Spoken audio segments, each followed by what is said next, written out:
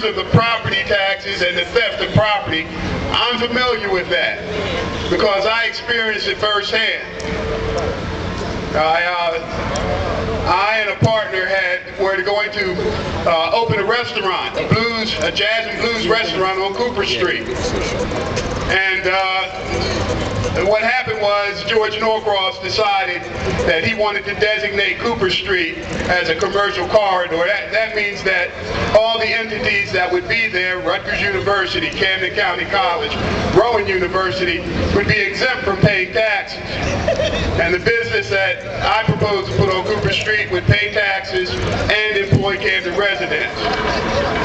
The city government, the county government, and the state used every mechanism at their disposal to defraud my company out of our property on Cooper Street. And they went as far as to hold a bogus sheriff's sale in this building.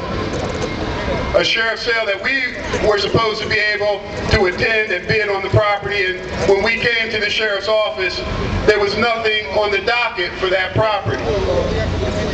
We asked the clerk if any sales were going to take place that weren't listed, and she said no, absolutely not. 3 or 4 days later, we got a notice in the mail that the property had been sold on the date we were here for a sheriff's sale at a sheriff's sale. Now, how does that happen, ladies and gentlemen? And guess what? We went over to the Superior Court building and we spoke to Judge Vogelson and we spoke with Judge Freeman and we sent letters and correspondence and we filed appeals. And it didn't mean a thing. It meant nothing. So not only was the county sheriff involved in a fraud, the courts and judges were involved in the fraud. They will stop at nothing to deprive you of your property and your property rights. Look, I retired from the Marine Corps. I spent 25 years in the Marine Corps. I graduated from Rutgers University. I was the first black American to be awarded an officer's commission in the Marine Corps from the city of Camden. I have a lot of experience and a lot of education under my belt.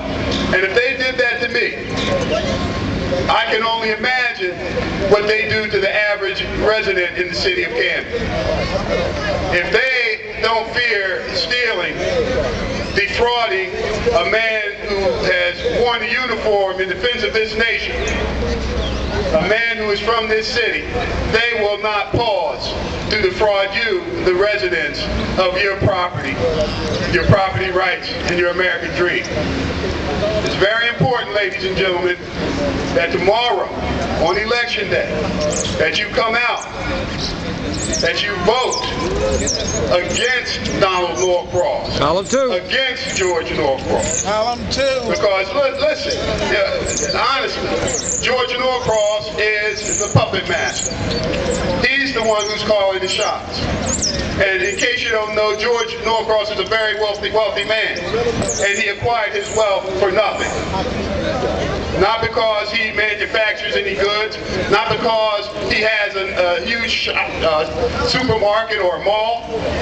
He made his money as a broker, selling insurance to municipalities. And Camden set him on his path to wealth.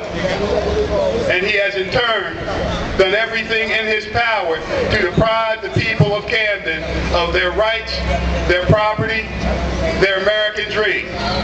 As Mr. Davis said earlier, our children are at stake. The future is at stake, ladies and gentlemen.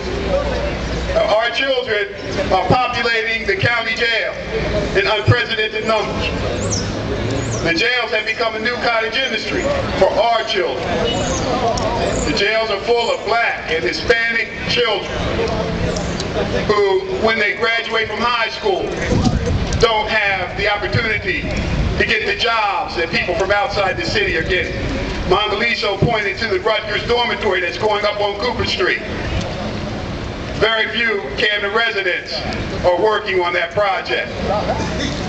If you go on Broadway, Rowan University is building a medical school. Very few Camden residents are working on that project. Look, Camden got $175 million 10 years ago for economic revitalization and recovery. But if you go into the communities look the same today as they did before that money came in. The only place that money has been spent has been Cooper Hospital, Rutgers University, the Aquarium, Lady of Lords University, Rowan University. That's not our community, ladies and gentlemen. They have come in, they don't pay taxes, they're in our community. Most of their employees are visitors to our community.